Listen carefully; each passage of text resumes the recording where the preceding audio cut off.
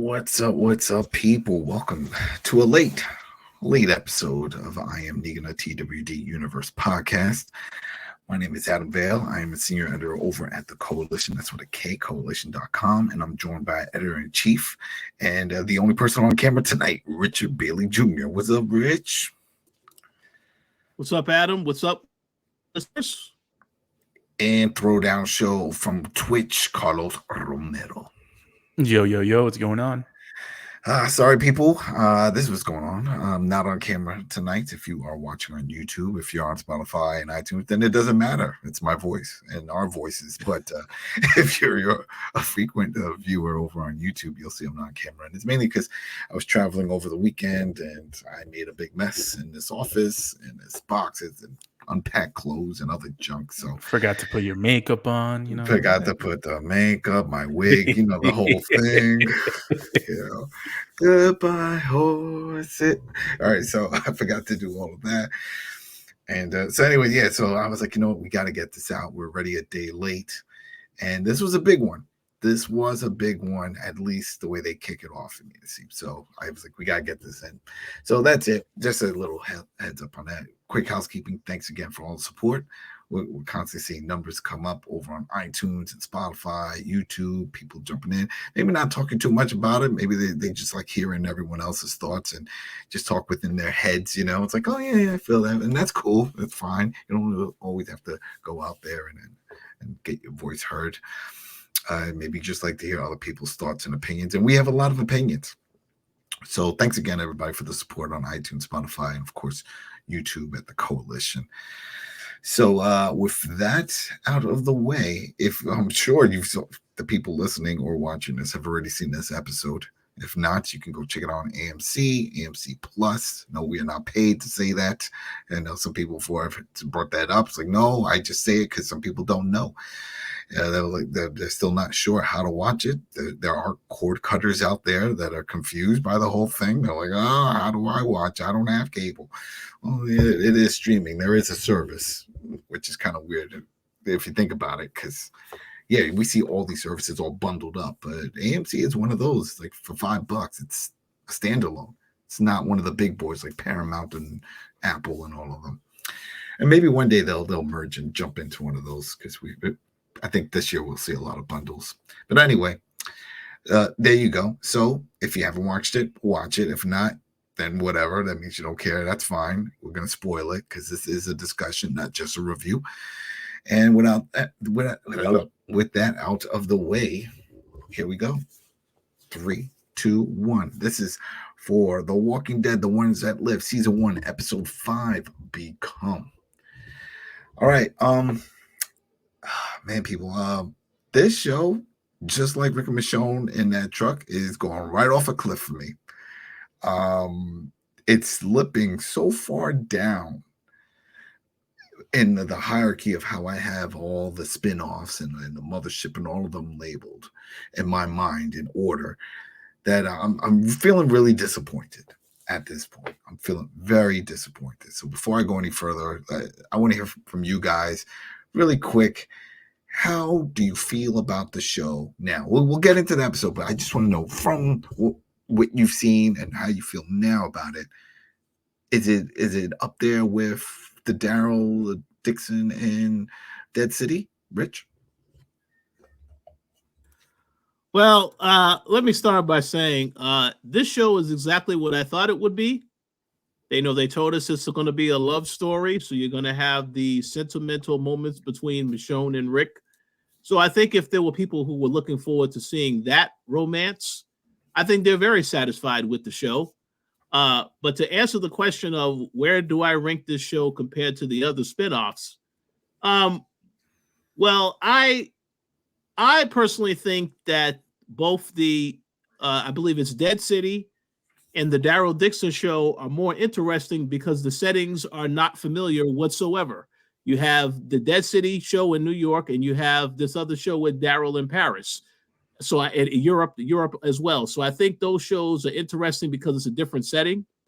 This show feels like it's still a part of the Walking Dead universe because the settings look very similar to everything we've seen in The Walking Dead. So that's why I think some people gravitate towards it because it feels very familiar, and it's the two favorite characters that they want. But in my opinion, I still think the show is okay.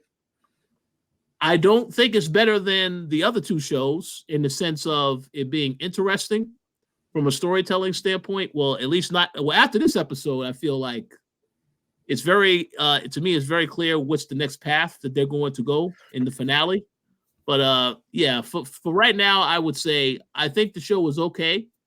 I was entertained, but I don't know if it's not better than the other two shows. From a production standpoint, it looks better than the other two shows. But as far as it keeping me interested and wanting to see more, it's not quite at that same level. That's just my opinion. Carlos? I feel like it's on par with the rest of the shows, to be honest. I feel like the production of this show is a lot better than the other ones. I think that's because it has the most money going for it. But in terms of quality of the story, I feel like it's on par, to be honest. I mean, Dead City started off great and then it just fell off. And this show started off really good and then it just kind of stayed. It went down in the third episode, and this one kind of went up a little bit, but it wasn't that much. And I mean, the third one was just really bad. So I just feel like they're on par. We'll go over some of the complaints about this episode or some of the praises depending on what thoughts we have about this episode. But in terms of quality, this is just streamlined. It's way better than Fear the Walking Dead. It's way better than Tales of the Walking Dead. But as far as the Daryl Dixon show, as far as Dead City, it's on par with those. Yeah. Man, because right off the bat, and we'll talk about some of the big highlights for this one. And it was the first scene, that first scene of seeing Father Gabriel. And I remember once it popped up, I sent you guys a text. I was like, wow, this is, and then it just like, oh, wait a minute.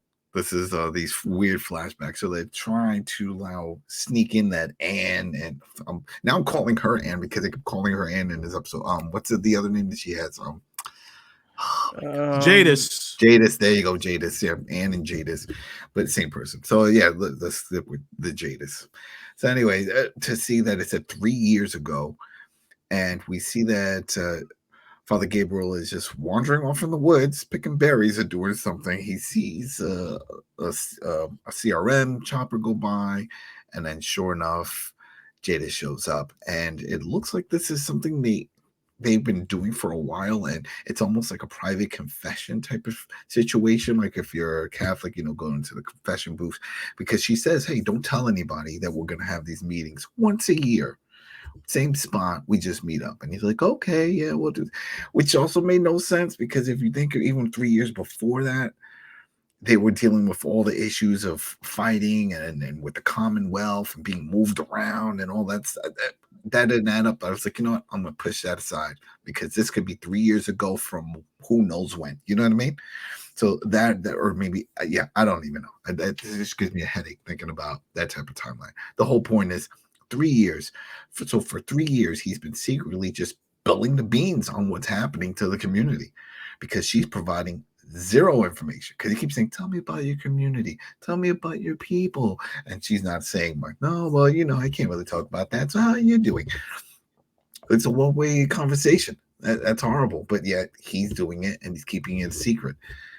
Now this, for me, taints Father Gabriel, because I was like, man, if you're keeping this type of secret from your community, you're not a real member of that community, because clearly we at that point, they already have known about the CRM and all the craziness, and they've heard other things. So it just, that, I don't know. Maybe it's just me. Is it just me that got pissed off by that? Oh, I have some thoughts. I want to go to Carlos first, because I saw that Carlos, think he had something to say. Father Gabriel is he might not be a great member of the society, but he's a great he's a good father, or a good preacher, because I mean, she confessed and he kept it a secret. So he did. you know, so it's only a handful, it's only them two that know, and God apparently. But yeah, I didn't have that big of an issue with that. So because real quick, just to tie this in, because remember 3 years, within that 3 years, we also saw that Aaron episode where he went on that journey with Aaron. That solo we trip. did see that. So did that happen in between? It must have. That's so it's like, come on now. Like, you're dealing with all these hardships and she's flying around on a helicopter. It's like, it's whatever. Go ahead. So this is what I want to say, because the thing about it is that I forgot that these two characters had a relationship from the original Walking Dead. Because when because even the, Scott Gimple had said that we're going to be bringing back another character, you may not expect. So I was surprised to see Father Gabriel in this show, because I forgot that he had a relationship with Anne in the past. But I also think that seeing how they interacted and how he was basically trying to get her to realize she still is the same person. She kept fighting with the urge to be Jadis, when she's still Anne, and obviously we'll get into later what happened with her. But I will just say that I actually thought that was okay. I didn't have any issues with that. The only thing, my only complaint is that how you saw how he kept meeting up with her every year. There obviously needs to be a future scene where he goes to meet her, and instead of her, it's Rick and Michonne. That's how I feel they should end it when that meetup happens again, because I think that's the only issue I have. We saw the last time he went, he had like his bag, like he was going to take off with her, and he waited and she no-showed. Yeah, she didn't come at all. Yeah, so we did see that. Yeah, so I'm wondering if that is the present, because it didn't say like 1 year later. Remember, it said it was 2 years. Yeah. Definitely the present. Yeah, there you go. So there's your answer, Rich. He did go back there. So if that's the case, present then is he was still at the Commonwealth, right? Because he stayed there. So he left the Commonwealth to that spot with all his stuff. He was hoping to leave with her. Yeah.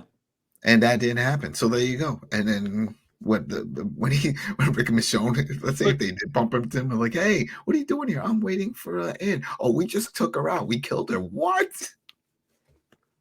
Yeah. I definitely understand there'll be some people that was a little frustrated with that. To me, I feel the interesting thing about those conversations that Anne had with Father Gabriel is that it pretty much foreshadowed what was going to happen later in the episode, because they were talking about what Rick's plans were with Michonne prior to the bridge blowing up. And then, of course, the most important thing is when they started to talk and you saw what happens to Jadis at the end of the episode, it felt like this is like, okay, this is my final words that I'm going to say to the pastor before I die. Like, if you see someone's going into the electric chamber, they have the final word. Yeah. It felt like that's what this felt like to me. That's how I knew the character. Okay, something's probably going to happen to her, because they had this meeting with her and Father Gabriel. See, but the problem, and that would make sense if that was closer in a timeline. But at that second conversation, and that was with the ring and all that stuff, that Father Gabriel tells the story about finding a ring, and that Rick wanted to, and just for people when they're trying to figure out, let's just break down the whole Father Gabriel stuff, because that's pretty much separate from the main story.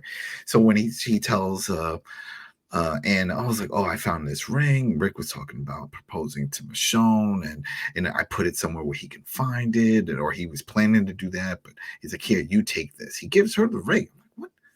What? And yeah, like you said, it wouldn't make sense with the way she confessed, a lot of things going on.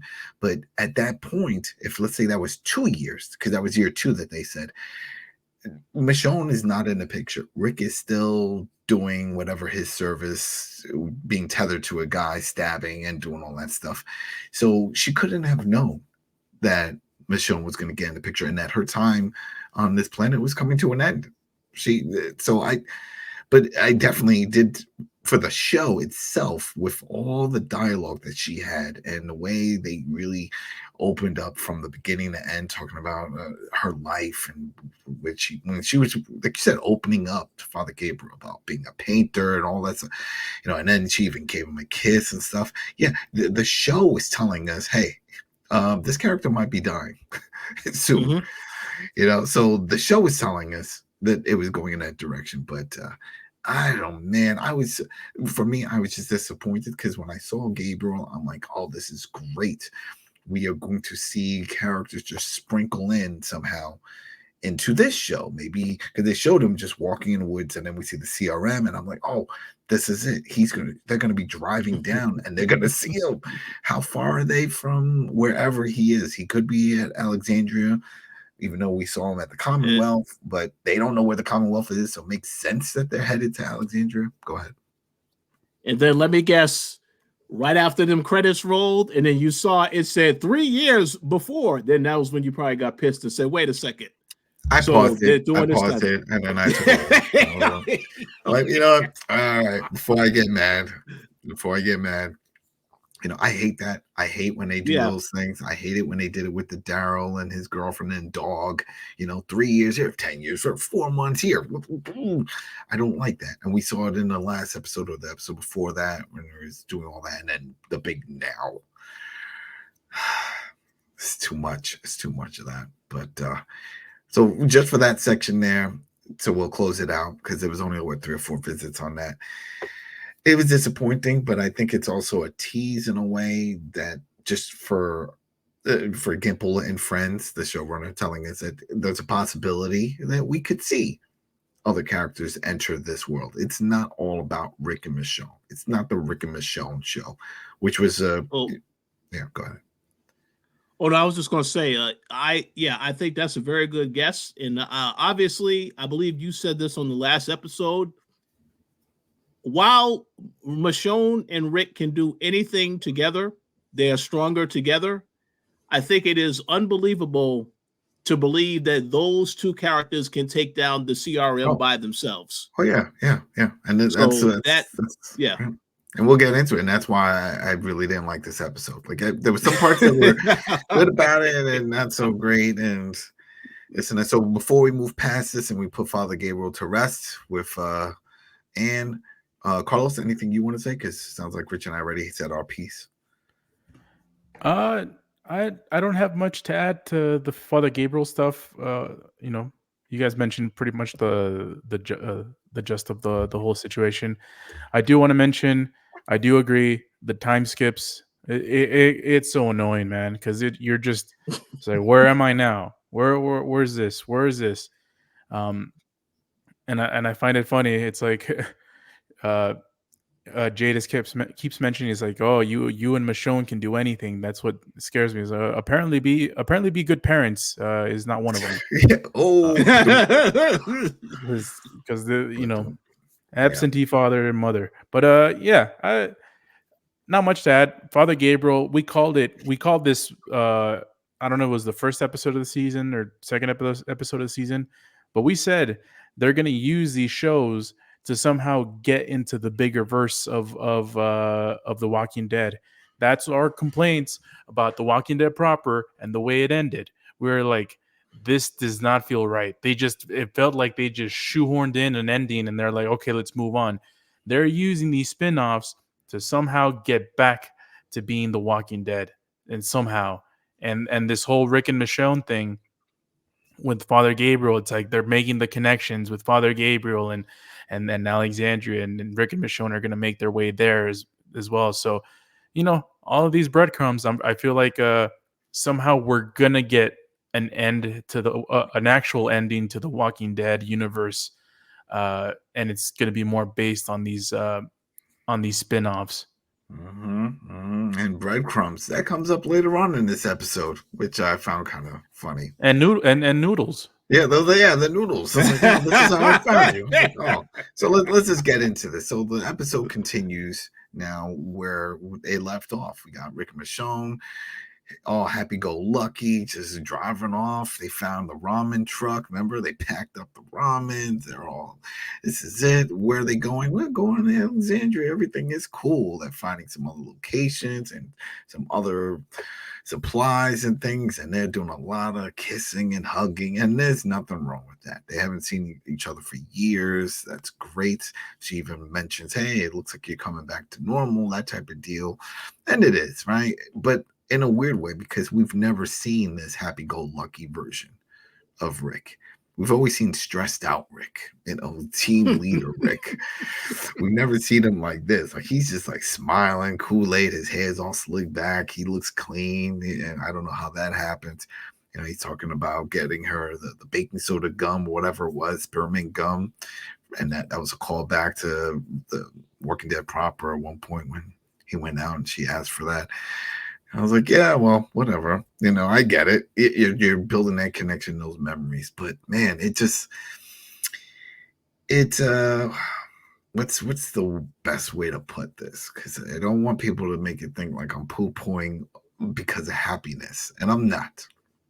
But it feels like fan service, because this is what people have been wanting. Right? They kept saying, we want Rick and Michonne happy. We haven't really gotten that. We never really got that. He left and this and that. And it's like, when do we get the happiness? And even in the post, when Scott Gimple, if you watch on AMC Plus, he then brings it up. He was like, oh, this is like the honeymoon phase type of deal.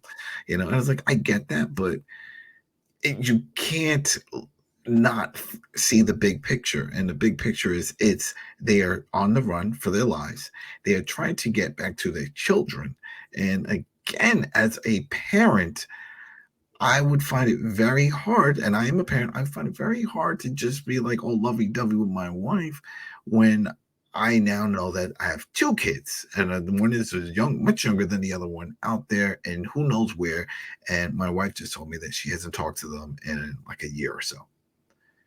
Yeah, I don't know. I find it hard to grasp that it's like I could be that nonchalant, like, all right, let's get all this is good. And memories. They're finding keychains. I can never find one that says Michonne, and he goes and he modifies one to make up. That's great, but no, something about that.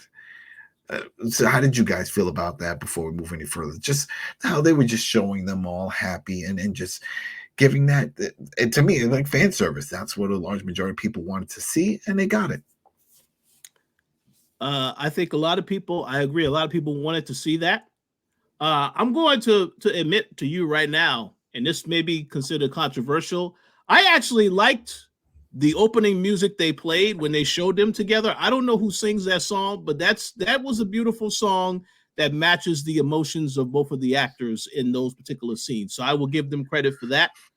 I will say though that I know, honestly, Michonne, her goal was to find Rick, and then when she found Rick, she didn't truly find Rick because Rick was still struggling with, I need to stay and serve the CRM, so on and so forth. So finally, when she snapped him out of it in the previous episode, this episode, it should have been full steam ahead. Let's get back home. But they were still enjoying each other's company. Rick is still trying to ground himself in the person that he was before all of this. So I kind of feel like, they were very positive in this episode. Obviously, they did run into those individuals we'll get into, as well as Jadis. But as Scott Gimple said, like you mentioned earlier, this episode was the honeymoon because the next episode is going to be very chaotic. All the stuff they have to do is a very serious task at hand, because they have to get rid of the evidence that you could potentially find out where they live, so on and so forth. But they also want to try to take down the CRM. So I'm not expecting lovey-dovey happy stuff in the next episode because the stakes have risen to a higher level. So they cannot approach that next episode the same way. They got to be very serious and direct about what it is that they're trying to do. Yeah, and again, maybe because I have a memory like an elephant for certain things, but do you remember back in the day when Walking Dead proper, when they would take their runs to go to the hilltop and they would say, we're going to travel throughout the night. It's not safe to stop. So we're just going to get there. We'll rest once we get to the hilltop. that it was just a priority. It was like, this is what we have to do. We can't take breaks and stops. And that's the way I feel here. It's like, all right, if you made that thing about, all right, we're gonna go back to our kids and this and that, then just go. But no, they're over here making stops, checking around. Oh, look, I found a place to stay. Yeah, I saw that sign up on the road. I think that's where we're gonna go. Yeah. It's like, come on now, you got a car. Just go. Just go. Yeah. It just well, I guess they're trying to take the scenic approach to I guess getting home. They go through all these different areas. They were in Wyoming. We saw that. So I guess they just wanted to enjoy their time together as they try to go back. Wyoming to get to Virginia. Yeah. Oh boy. All right, so before we move past this part and we get to the confrontation with the strangers, Carlos, you got anything to say? Because I know before you weren't too thrilled about all the kissy sucky facey stuff going on last episode. I guess I got used to it. It's just it takes a lot of the episode. I mean, we get it every episode, and we haven't had much of like, what the hell the purpose of this whole season is a setup. This whole season is a setup for something else. It feels like there's no resolution in sight. Nope. For this next episode, because we're on the penultimate episode of the season. Next episode is the season finale, which is we're supposed to have some semblance of a 3-act structure, and it feels like we've only gotten one. And that's and a lot of that stuff, it's just they love each other. Yeah, I mean, we get it. We've seen them kissing for the last 3 episodes. Well, go ahead. Let me just make one quick comment before you move on to the next section. I believe we've all said this is the intended goal that AMC has had with this show. I've seen the AMC social media accounts for The Walking Dead, them reposting these images and memes of Michonne and Rick together, saying, yes, this is couple goals, all this other stuff. And I've seen people commenting on this, and they love this stuff. So this is what they wanted. So, but I do want to see what happens in the next episode, because again, it should be very serious in that next episode. There ain't no time to kiss. We need to get, clear our names, get ourselves out of here. And if we try to take down the CRM, this is a very serious mission here. It's not not going to have time to make out and have, sex and all this other stuff. You have to focus on the main objective here.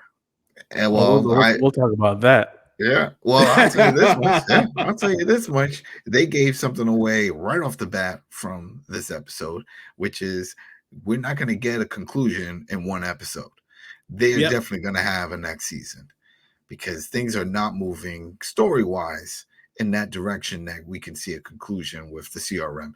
They have not come up with a plan. They haven't regrouped with an army, nothing. And we're one episode away from the end of the season. So there's definitely going to, and I'm sure that's when they'll announce it right at the end. After everything is done, I wouldn't be surprised if we see next season, or, then the next day is it breaking news, renewed for season 2. We gonna say something? There is something else that they also gave away, and maybe the both of you are not really familiar with this, but the actress that plays Thorne did say farewell to the show. So I guess that leads people to believe she's going to get killed next week, because why would you make a post saying farewell to the show? This was an excellent experience. And she had photos of her on the set with various characters. So I kind of feel like that probably gave away as well. Something's going to happen to her in the next episode. And that she doesn't watch the show. So she thought that this was the last episode that aired. She jumped the gun. Oh my God. What'd you do? What do you mean? It's over, right? No, we're on episode 5. You ruined it. Now I'm glad you're gone. It's like, you're not even coming back in flashbacks. Oh man.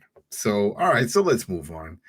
So as they're going to their destination over in that national park there, so they can go and rest or do whatever they plan on doing, they hear a bunch of chaos going on, people screaming, And sure enough, it's 3 people being attacked by some mutated walkers. What was up with that? One of the guys tried to explain what that. No, it wasn't mutated.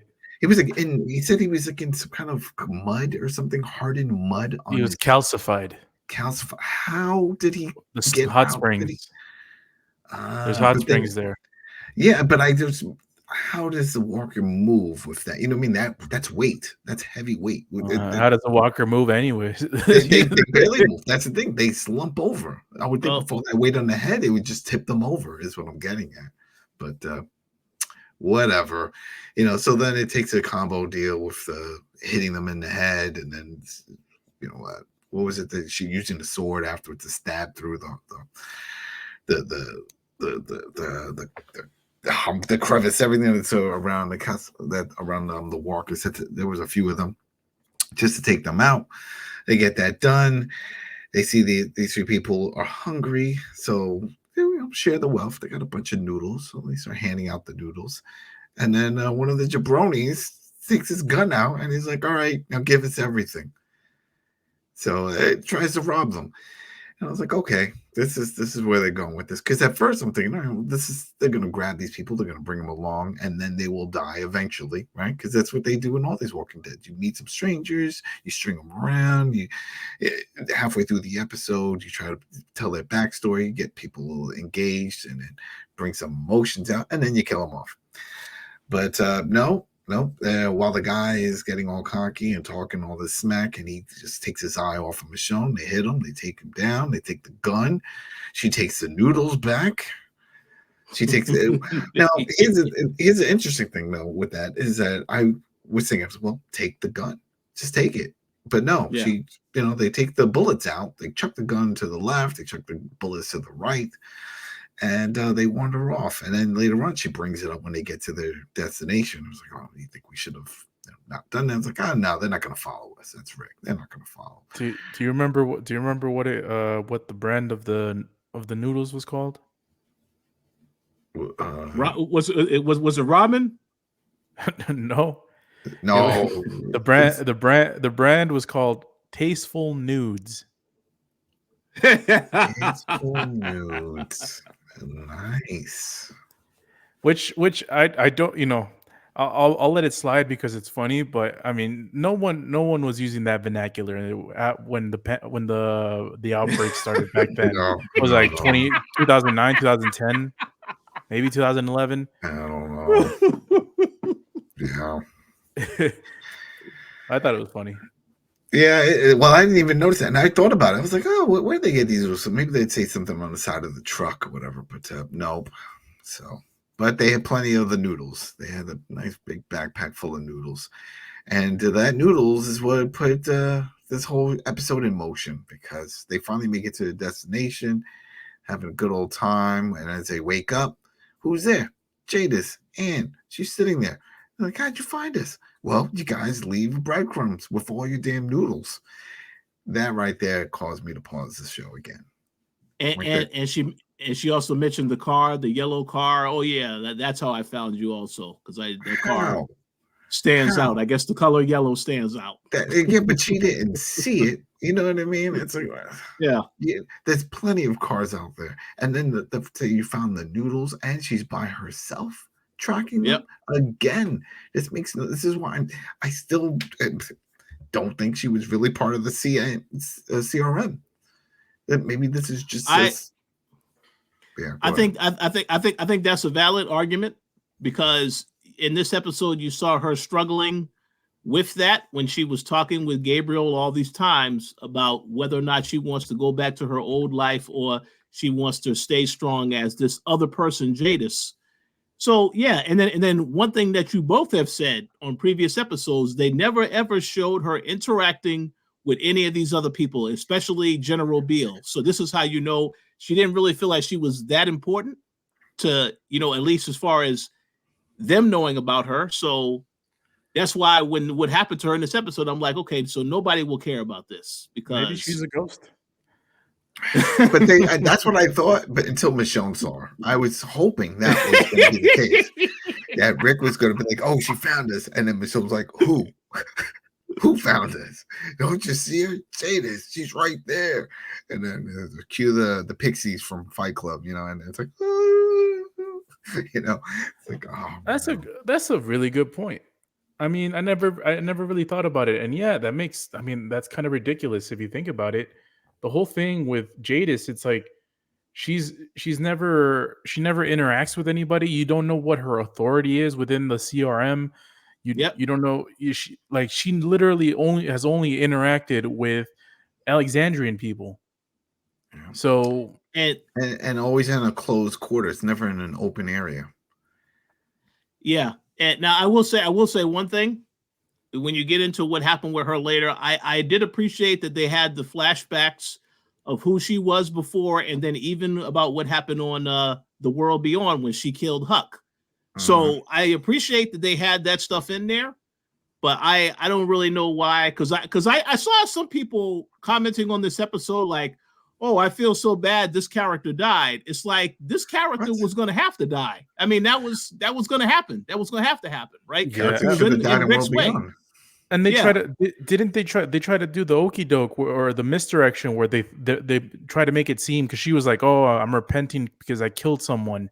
And they're trying to make it seem like it was going to be Father Gabriel, but for those that watched World Beyond, it was actually someone else. Yeah. Mm-hmm.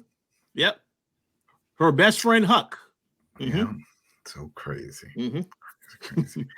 So they distract her, they knock her down, and they go on the run. And we see the car chase, and they send her into Anne into a ditch. And this is where I thought it was like, this was going to happen. They're going to go, and she's not there. Sure enough, she's not. She can be out. She's injured, and she comes across the same three strangers.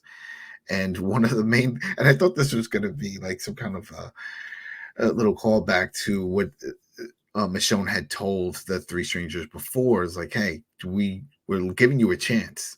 Do the right thing. If ever a stranger needs help, we helped you. It's like, and I thought maybe this would be very funny if they're like, no, we're not taking it back. This woman's crazy. No, let's shoot her. But no, they sort of try to help her out. And she says, hey, she's going to bring them to the promised land. She has that community, food, clothes, all that stuff.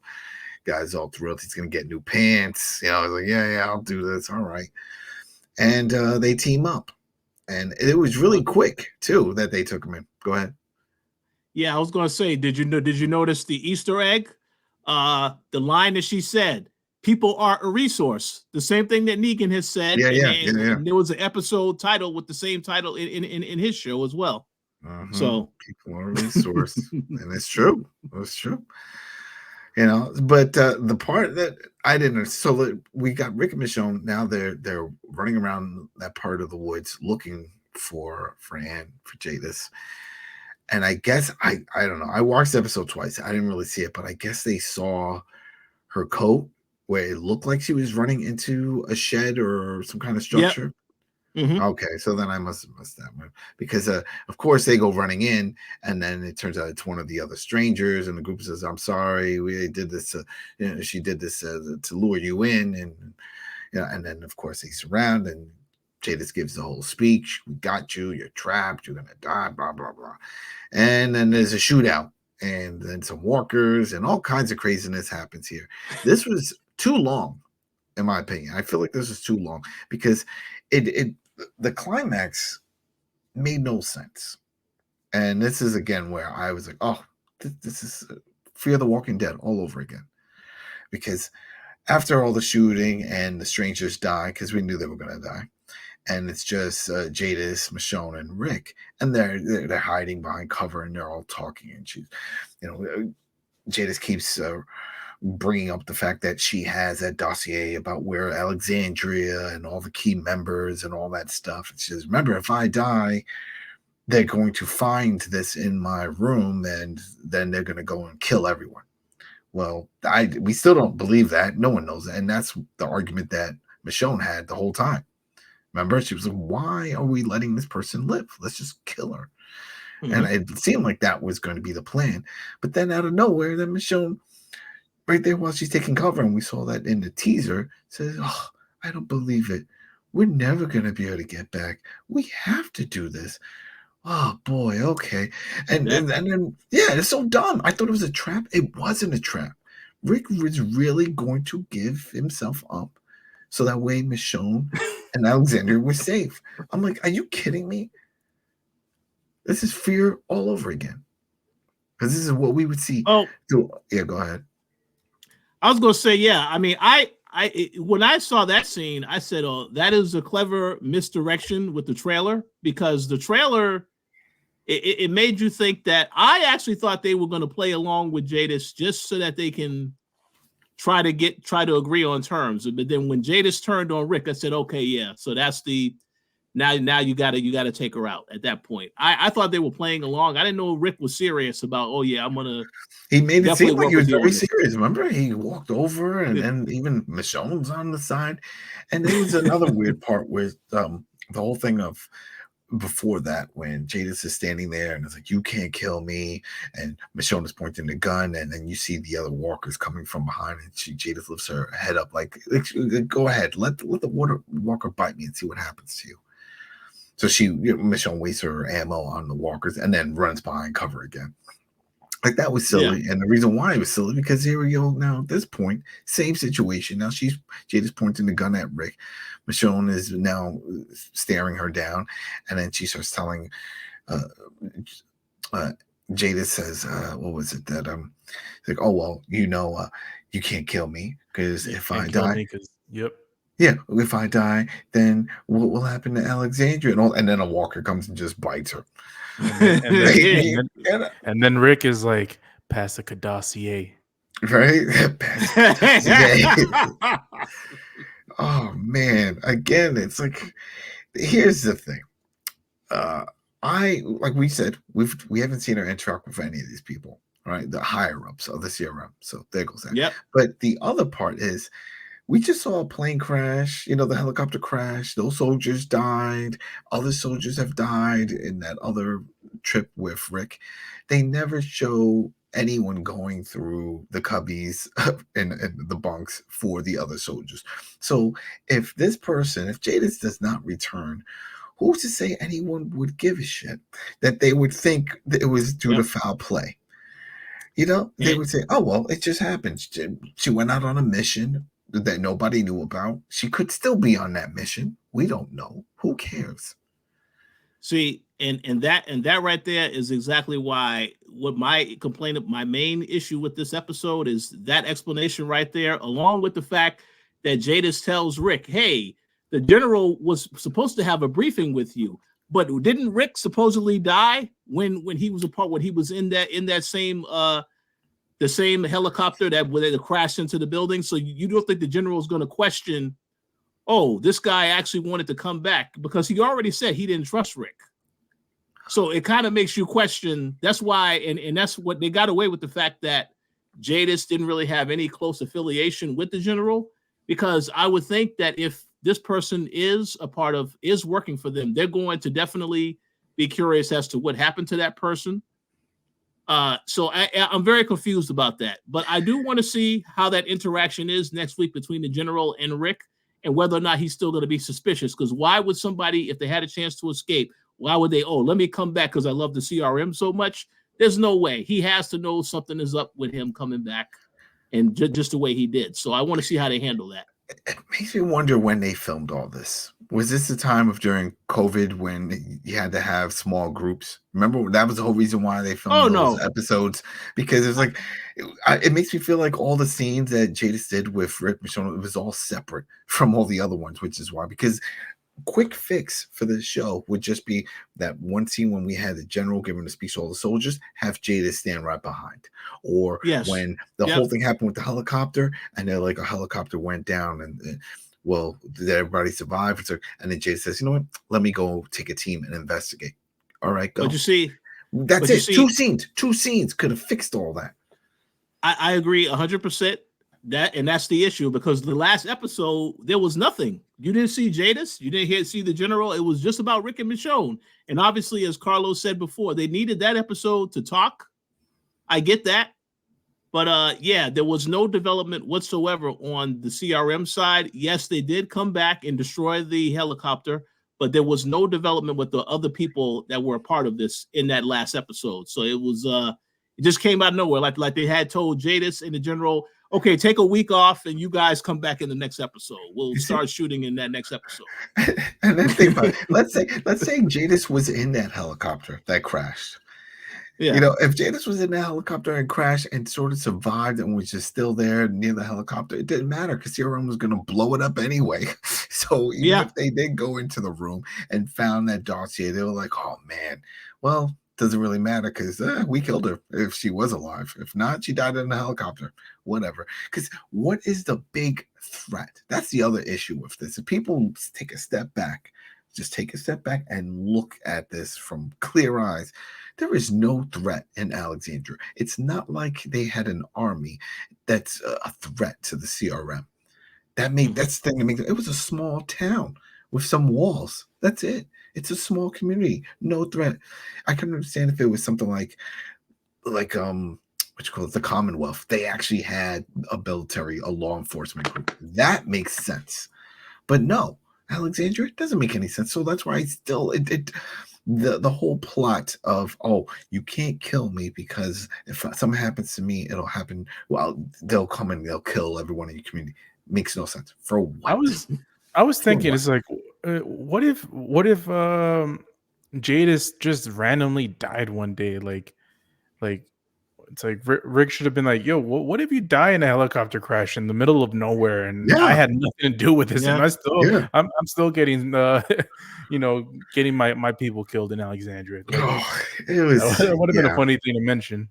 It was dumb, and I mean that was one of the things that Michonne had mentioned when they were looking for her. And it's like she said, "Hey, we have to just kill her." No, the threat is like, we don't know that. We don't know that. We don't know what's gonna happen. You can't look for what you think might happen. We gotta go for the facts. The fact is, she's evil. She's here. We gotta take her out. So anyway, like you mentioned, we see all the flashbacks. We see her when she was painting. She said, "Oh, at least I hope I had wished I died as a painter." And then she gives the ring. It's like, this is from Father Gabriel and that whole thing. And she has her moment, and she says, "All right, put me out, end it, because I don't want to turn into a walker." And he does it. Rick does it. And there you go. The story of Jadis is over. And they could have ended there, but no, they had to throw in one more little thing, because in a way, this show went backwards on things, or in reverse, I should say, because like we said, it was like the honeymoon phase, but well, they were never really married, as we learned earlier, and that's about to get fixed up right here, because as they're walking, they made their decision that no, they're not going to head back to their family, which would be the best time to do such a thing. Just, you're already en route, go back, regroup, see Daryl, Carol, see some other people, let them know what you found, strategize, come up with a plan. But no, like you mentioned, they decide to just, we're going to take down the CRM. And Michonne says, like she said, like Jada said, with us together, we could do anything. I'm like, I don't think you could find a military, an army. I'm sorry. I'm not that sold on this tag team here. But that's how they promote it. That's what they were saying. And then he says, "You know what? I love you. I always said I'll be there, blah, blah, blah." He gives a lovey-dovey. He takes the ring out. He gets on his knees. She gets on her knees. They embrace. And they're married. Does this work for you guys? Did this little segment work? I'm gonna make a comment. Once again, I think the general audience of this show, they love this. I saw comments to the effect of, "Men, take note. This is what you should do." Because the words that Rick told Michonne, they were very beautiful words. I mean, but the surprise was ruined when she saw the ring before they even had this conversation. When she said, when Jadis gave Rick the ring and said, "Yeah, do what you were supposed to do." It would have been more of a surprise if Michonne was not there to see that, and then the moment happened and he gave her the ring. It would have been even better if he said, "I can't. Andrea's dead. She died." Yeah. Well, I will say, I mean, I didn't have an issue with this too much, because this is what this show is, right? It's a love story between these two. But again, the stakes are high next week. They cannot, there's no time to, I mean, like Scott Gimple said himself, this is the honeymoon before everything goes crazy. So that next episode, I'm not expecting several makeout sessions. I'm expecting nothing but we need to work together and resolve this issue. And obviously, it's gonna probably end on a cliffhanger because no way everything gets resolved in that finale. It's just not possible. Don't get it. It doesn't make sense. They have like no equipment. They have no backup. Two of them are now gonna do what? Do what? It's like the one person that knew where you were, that even knew you were alive, is now dead. And this is the time you decide to go back. I honestly, this is just my opinion. It would have been better if it was them teaming up with Jadis. She's the inside person. She has all the intel. But again, Jadis, the way that they view we view her in this show, she has no importance whatsoever to the other important characters on the show. So it makes sense to get rid of the character. But I kind of feel like, that was a resource that could have been used to try to make this a little bit easier. I completely agree with you, Rich. Even though I didn't have as a big issue with her dying in this episode, I feel like the better way to handle the character and sort of answer some of the things that we've had is to keep her on, make us see like her influence within the CRM, and maybe she'll turn on the CRM herself and she'll team up with Rick and Michonne, and then she'll fulfill sort of Gabriel's sort of desires and stuff. And by the way, Father Gabriel, he's a priest in Apocalypse. He gets more action than anyone on this show. It's great. yeah. And also, it would have been cool to have Rosita, Jadis. If Jadis would have teamed up, it would have been a better poetic thing for Rick and Michonne to go back to Jadis on that area, so Jadis would meet up again with Father Gabriel, and then it's like, oh, I brought someone with me, and it's Rick and Michonne, and she would have, and then during that time, Jadis would have shown the ring to Rick, and Father Gabriel would have gotten them married, and it would have been a better romantic series. If that's what you're trying to get to, that's more romantic than the stuff that happened. So come on, guys, could have done this better. And I'm sure that some people listening or watching was like, but remember why they're going back? The dossier. Jadis told them where the dossier was. It was like, yeah, but then what? They're going to break in to steal the one file and then run out? No, that's not what they said they wanted to do. They wanted to take everything down. Remember? That's what Michonne was saying. She's like, we're going in and we're going to destroy. We could do everything. Oh, no, you can't. No, you can't. And then that just... I agree. The last thing I will say is I think it would have been more believable if the minute that Michonne was brought in to the CRM, they were studying different things. We didn't have any scenes of them actually studying what they were doing, because there's a lot of stuff that Rick still doesn't know what the CRM is doing. This is why he's getting the briefing in this next episode. So it's going to feel very rushed in the next episode if he just finds out all this intel and that's good enough to take everything down. I don't see that happening. It has to end on a cliffhanger.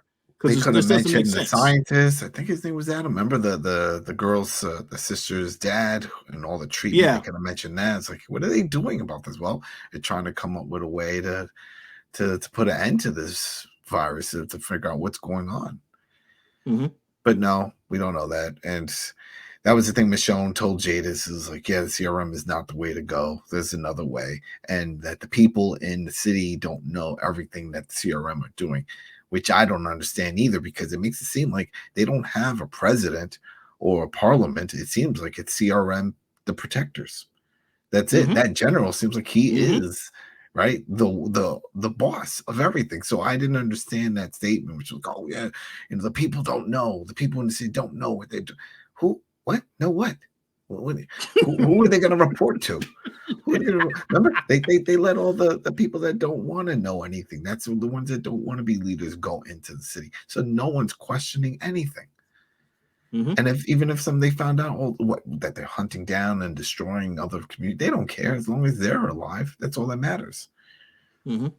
So, those three jabronis that they found out in the woods, that Jada should have brought them back if she did, and they would have been right there, fine, in the city, just doing whatever bullshit jobs.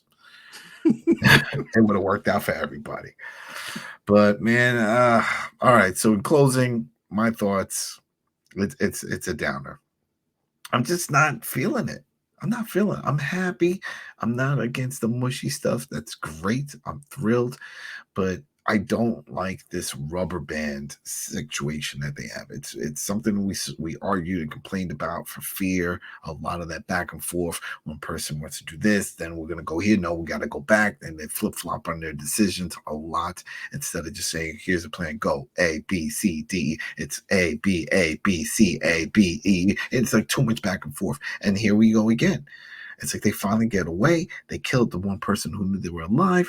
And instead of keep going forward, regroup, find your people, your kids, let's go back. And we know that it's going to cause problems. It's not going to end well for them. And we're going to get into a season 2. So we're going to be left with a cliffhanger. And nobody likes that. Nobody likes cliffhangers, especially if it's not a mid-season. Think how long it took just for this season to come out. This was supposed to be like 2 years ago. Mm-hmm. So I don't know. I'm just not. I don't have high hopes for the last one, and I'm just disappointed because like you said when we were talking about the plans, this would be a good way to set things up, reunite a lot of the cast members that are still on the mainland, excluding Daryl and Carol. But now that they're running backward, it's not going to happen. And it was upsetting. I mean, there's so many things they could have done. They could have had it where remember they were in a national park. There's also Ranger Station, right? Ranger Station has a radio, stronger signal. I figured they would get to that. They would send out a message trying to reach, and then that range would reach the walkie-talkie to where Daryl, where Judas is, or hell, even Eugene could have picked up, and he's like, "Oh, it's Eugene. Where are you? Is my daughter with you?" Well, no, but we're in another location. What do you mean? Because remember, the Commonwealth had a radio with a working antenna, and that could have worked out. Some connection. No. And that tease with Father Gabriel at the beginning really upset me. With all that. I was hoping that there was going to be more than that. So no, I'm not. This was not a good episode for me, and it's just a series now. It's not going in a direction that I would have liked. Again, I'm not against the lovey-dovey. I'm not hating that. I'm glad they're happy, but they got to think the big picture, and that they're not doing it. Going back, and it makes no sense for two people. I'm sorry. I don't care how badass you think you are. Arnold and Stallone wouldn't have done that. They would have went and said, "All right, we're going to get weapons. We're going to pull an Expendables. We get the soldiers together." But no, we got Rick and Michonne. This is what they're going to do. They're going to go fight this military group by themselves. Come on now. No, I'm sorry. I can't buy into that. All right, what about you, Carlos? What do you give this episode? It was good for you? I would give this episode a 7 out of 10. It was okay. I mean, it wasn't bad. I wouldn't say it's bad. There's a couple of things that I wish would have gone differently. The whole lovey-dovey stuff. I'm cool if it's good lovey-dovey stuff. But yeah, I felt like some of the stuff that they did with in that one scene when they're in the warehouse was done pretty well. 7 out of 10 for me. Well, the one difference for the lovey-dovey in this compared to other Walking Deads is that we know that no one here is going to die. Because usually when they do the lovey-dovey, somebody involved is going to die. That's why they do it. And this is not going to happen because that's, if anything, for viewers, this is a safe space for them. Because then they know it's like, well, this is Rick and Michonne. There's no way one of these is going to die, right? Rick is not going to die. Michonne's not going to die. Well, hold on. Didn't Rick die in the comic though? So Rick could still die, right? It's possible. But that was at the Commonwealth. There was a whole story for it. This is not that universe. They are not doing it. So I don't see this happen, especially with a season 2. Then it would just all be about Michonne. If he dies and it's just Michonne, I think people will be up in arms. especially those, like you said, that are all into this relationship. So before you close, I just want to say I have a prediction. I think in the finale, Michonne gets captured, and Rick will now have to save her or something to that effect. Because again, it's going to end on a cliffhanger because there's no way they wrap up everything in that one episode. And again, it's not like it's an extended season finale where it's like 90 minutes. No, it's the same hour-long episode. So there's no way in hell they're going to wrap everything up in that episode. But we'll see what happens. I hope you're wrong.